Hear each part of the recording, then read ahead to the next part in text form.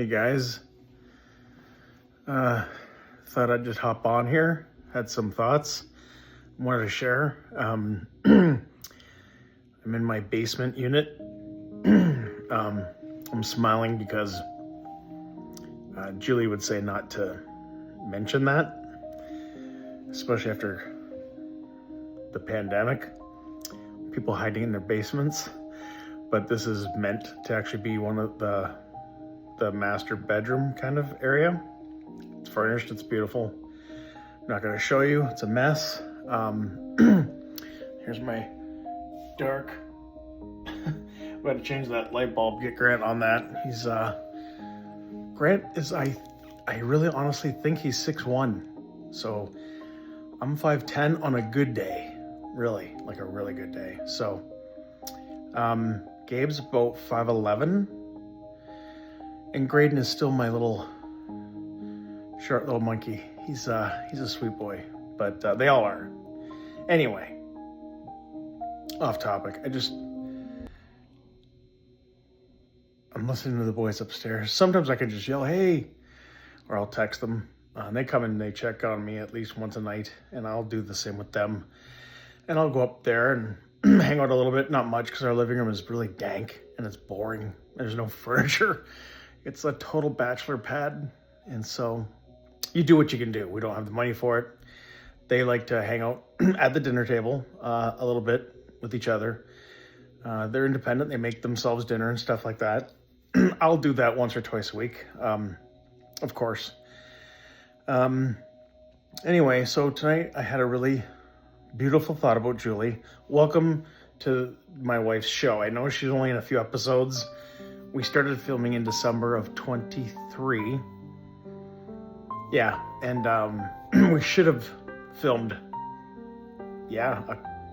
October of 22. To be honest, when she got diagnosed, we should have done it right in the hospital, because she was all smiles and pain was under control and hadn't started chemo yet. So you have no idea when I say I hate that I didn't just push record, because that's what I'm doing now. As all of you have seen, thank you so much for subscribing and liking. You have no idea how much I appreciate you guys. We're almost at 1,100 subscribers. We want to get that to 1,500, so please like and subscribe and share. And that's what Julie wanted for us. She wanted a community for a lot of different reasons. I've shared that many times, but check out some of the older videos. Just play it, do a chore, just let it run, that'd be a huge help for us, and it costs you nothing. Anyway, so, okay. So we all know it's a week from tomorrow, and I'm dreading it. I wasn't 2 weeks ago. 2 weeks ago, it still seemed kind of like, 3 weeks away or whatever. Last month, it was like, 7, 9 weeks away, it's coming. And then recently I spoke with a friend and I said, you know what? For Julie's D-Day, for Julie's death day, we're going to do something really sweet. We're not going to get in the fetal position and rock myself to sleep like I do every single night, to some degree. And I mean that. When you don't have that best friend, that partner next to you,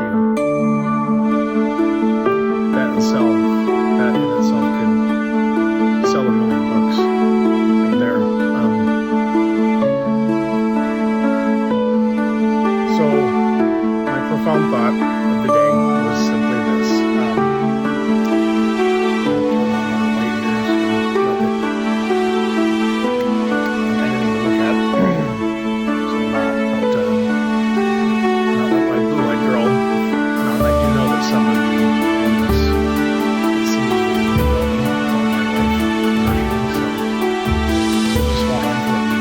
I appreciate it in that regard too, that know us, her big blue eyes. So I gotta be careful, because I say that out loud, her big beautiful blue eyes, and get choked up. And I know it's okay to show you that, but it's so weird, because the way I was raised, 70s and 80s, you could be a sweetheart of a guy, but you kind of, Like who videotapes themselves crying? Like I just, and not in a mean critical way, but just a slight, like who does that? And I don't mind those who do that. I don't judge. There's a gentleman on YouTube who's lost his wife, and he's got 2 little ones. He's in California. He's a man of God. He tries his best, and he does not cry every episode at all. But when he lets it out, and I'm like so proud of him. So why can't I give myself that same kind of grace? I have no idea.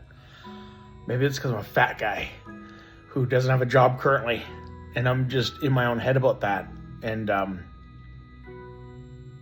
very self-critical, very.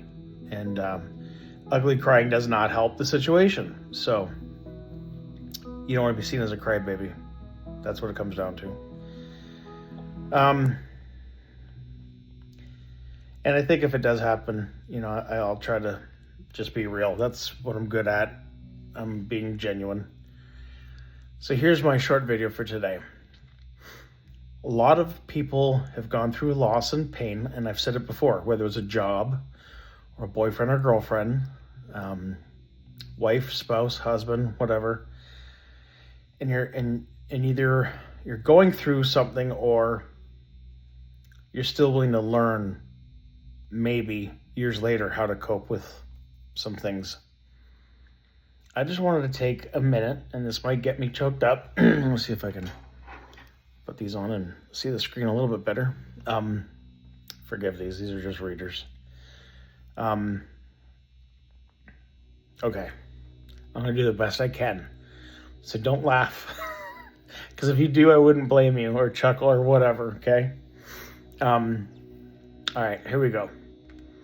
This is my profound thought. 7 minutes in, I'm glad you're still here. Please, again, like and subscribe. Share it with a friend or two, seriously. My arm's gonna hurt. I gotta get one of those stupid little selfie sticks that sit on your desk. This is ridiculous.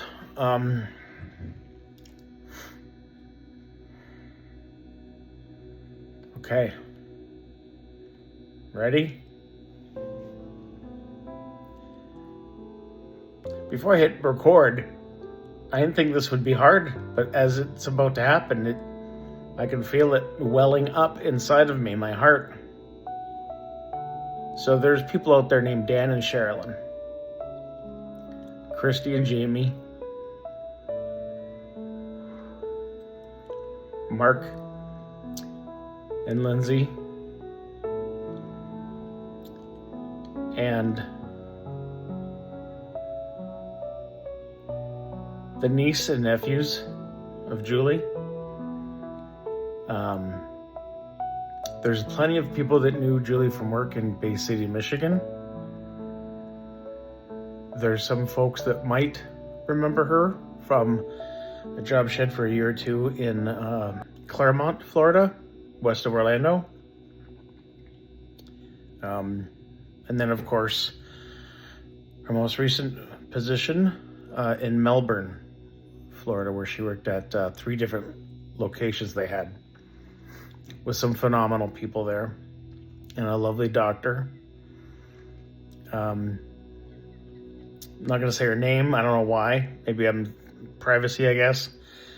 But an amazing doctor of great faith who showed up for her day. And I'd never met him. Only heard a lot about him. And I remember when he showed up, I shook his hand. I said, "I know you." And my eye was just bad like that week. So I was having a hard time focusing. I know you. And he just kindly looked at me and said, "Yeah, I'm Dr. So-and-so." And I just said, wow. I said, gotta turn that off. Sorry, folks. I just said, "Thank you for showing up. This is amazing." She would be so tickled to know that you cared and you actually came by. So there's a lot of people. And then, of course,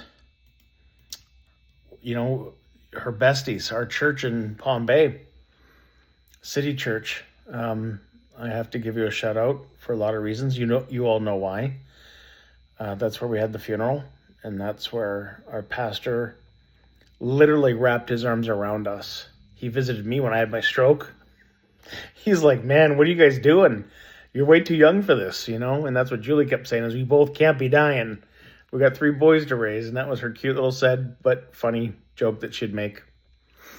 And he's got a heart of gold, and so does his wife. Beautiful people. Beautiful people. And that church and her friends that rallied around her and showed support constantly. Also, when she passed, the food, the meal train, these people kept coming by every day, and I'm half dressed, and there's a knock on the door, so Dad's trying to get dressed, limping because I got a boot on my foot because I just had my toe wasn't cut off for a few weeks after that, so still hobbling to some degree and getting all this amazing food. And my boys did damage. They did good, but our fridge was not that big. It just wasn't. But for 10, 12 days, we didn't have to worry about food at all. And I wasn't eating. Believe it or not, I wasn't eating. So to our church friends, which we call family, who we miss dearly, they're also to be mentioned. I'm trying to think of who else. Now, we got to also mention folks and friends from Alma, Michigan, her hometown. Well, she wasn't born there. She was born in Indiana. But Alma was primarily her hometown. So there's a few of you out there. Hi. And then, of course, all the teachers and educators and staff and friends that Julie knew at Bible College at Central. I see you guys too. And I met some of you. I'm trying to remember because that day went so fast. At her Celebration of Life event in Missouri. Her cousin Sherry, who helped make that happen, calling her out because she did an amazing job for all of us, especially Julie, of course, to make that a reality. Because flying a family of 5, we couldn't afford that. There's no way. Everything else, totally taken care of. And then to be able to go to, the church that I had even attended. I remember when we were married, that church, we were literally moving Bibles and other materials from Union Ave over to the new church, and I got to be a part of that for a few hours way back in the fall of 2005, November, December, I'm not sure when. Wonderful people. So why am I calling y'all out?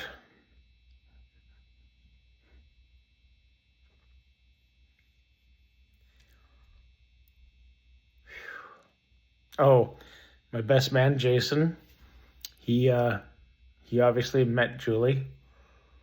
I have an older son, a sweet boy.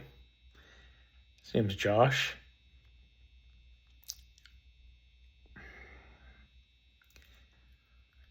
And they weren't super close, but they were when he was a part of our life and visited. And Julie had a special heart for her stepson. And he was at our wedding on Mackett Island. And then, Mackett Island, our pastor that married us, him and his wife, Lori, Ken and Lori, beautiful people. Our church in Saginaw. Thank you. I just remembered that. Thank you, Lord, for that little Saginaw Bay. Ken and Judy, my other pastor named Ken. And Judy, she's been like the best friend to me. I can't even begin to imagine, like a big sister, just the shoulder and the patience she's had. Both of them with me has been, I'll be honest with you, life-saving. But again, I know I'm dragging this on and I apologize, okay? Why am I bringing all of you up? I think by now you know.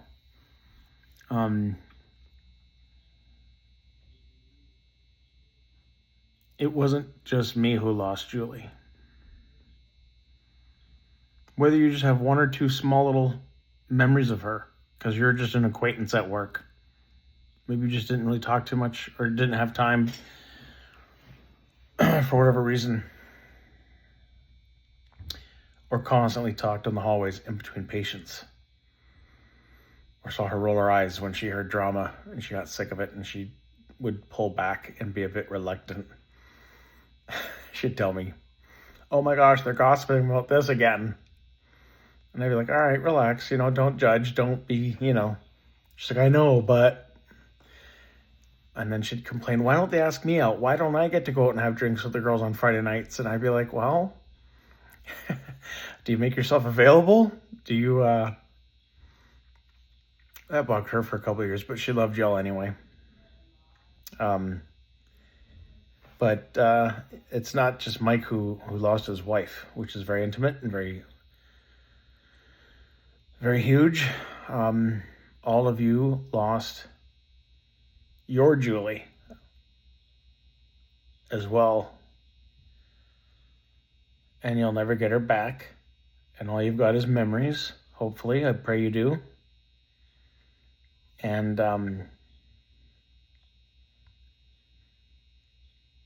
that's kind of all we have to maintain for now. I hope you know the Lord, so that one day when your ticket is called and your time is up, whether you're 92 years old or whatever, that you'll be able to go up to her and tap her on the shoulder and say, "Hi, dear friend, I think I know you." And she'll look at you and say, "Hey." Sounds so corny because we don't know how that'll work. But she's always been a talented host. And those who know her know that's her jam. She had the money, she would make the time, and she would host every weekend. She fed how many of you college kids at her house in Missouri? You showing up made her feel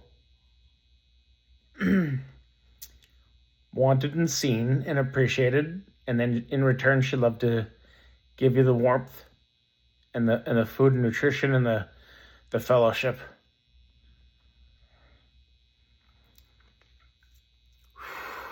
So, sitting here in my little dungeon watching YouTube videos, other stuff I like to watch, car stuff, other, college football, of course, whatever. This thought just hit me. You know what, Mike? It's not just about you. There's other folks that are really missing her right now. Some of you have forgotten the date in which she passed. I get it.